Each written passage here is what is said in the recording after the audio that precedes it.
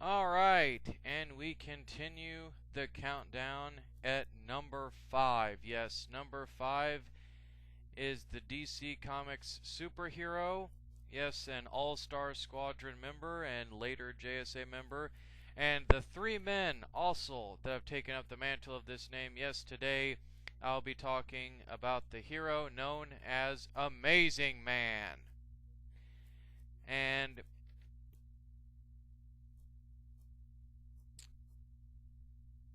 the first appearance of Amazing Man, supposedly, which was in the 1940s, was in All-Star Squadron number 23 in July of 1983. The 90s version was in Justice League of America Volume 2, number 86 in 1994, and the 2000s is Justice Society Volume 3, number 12 in March of 2008.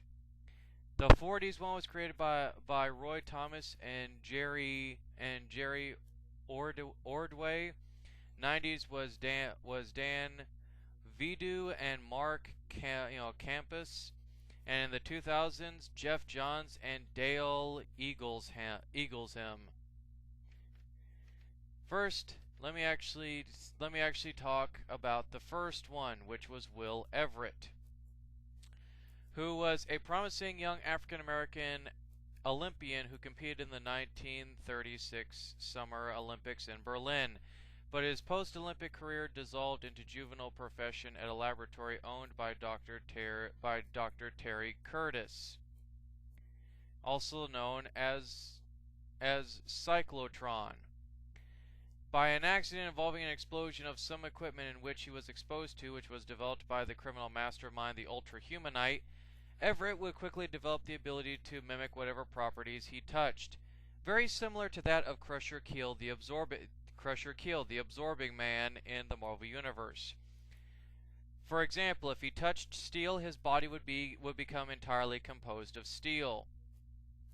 When he debuted in All-Star Squadron, he was originally a villain, working alongside Cyclotron and the Ultrahumanite and Deathbolt. However, he would eventually start to sway to the side of good, and he would then serve as and then in February of 1942, the squadron would help him defeat the bigoted villain in his hometown of Detroit, the Real American.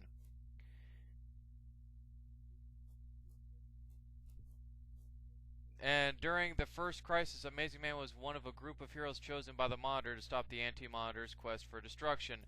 On a future case, his powers changed so that now he had mastery over magnetism without losing his ability to mimic matter. In the 50s, his secret identity was revealed to the general public by J. Edgar Hoover. This act endangered the lives of his wife and family. During the Civil Rights Movement in the 60s, the murder of his nephew alongside two other civil rights activists spurred his involvement in the Civil Rights Movement at the time. He led marches against segregation in the U.S. He also helped quell riots in Detroit. He was actually also responsible for the capture of Martin Luther King's murderer, James Earl Ray. In the DC Comics universe, he is considered the third most important advocate for African American civil rights behind the activists of Malcolm X and Martin Luther King. It was actually later revealed that his grandson, William Everett III, aka Jr., had developed the same mimicry powers. And apparently the senior Everett was dying of cancer. And the status of his son, the father of Amazing Man number 3, is currently unknown. For a brief time, his grandson carried the legacy of Amazing Man before dying tragically. Later on, another grandson named Marcus Clay would take up the mantle of Amazing Man. And William Everett III carried on the traditional legacy, joining the Justice League at Wonder Woman's request. As a member, he was instrumental in defeating the Overmaster alongside other members of the League and reformed members of the Creed of the Immortal. Soon after this, Captain Atom formed a splinter group of JLA named Extreme Justice. He remained on this team until its end. Later, he would join Crimson Fox's unofficial regrouping of Justice League Europe. In their single ill-fated adventure, he was apparently killed by a supervillainess named the Mist alongside the Crimson Fox and Blue Devil. In Amazing Man's case, Mist tricked him into mimicking glass and then shattered him. The status of his father, Will Everett II, is unknown, but his cousin Marcus Clay is the new Amazing Man. Let's see. And later on, he would actually be immortalized in the 52 by Martian Manhunter with a statue in Happy Harbor alongside other fallen Justice League members. And the third one is Marcus Clay, who operates out of New Orleans. And he is actually Will Everett's other grandson and is the cousin of Will Everett the third. Marcus is currently helping survivors of Hurricane Katrina. A recent recruit of the JSA, he has helped the team communicate with Gog. After Gog's defeat, Marcus returns to New Orleans, considering forming a team of his own. Despite having resigned, he is seen attending Damage's funeral during his death in Blackest Night. And supposedly after Flashpoint, there is a new Amazing Man called Rocker Bond.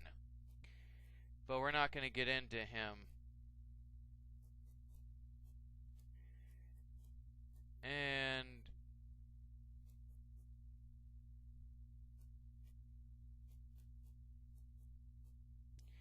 yeah, that's unfortunately, guys, pretty much it, actually. That's just Amazing Man's origins in a nutshell. But even then, still a very cool character. And one that I feel definitely deserves this mention. So, there you have it, guys. That is the three men that have taken up the mantle of the Amazing Man. A highly obscure black superhero, but nevertheless extremely awesome. Now we move on to number 6.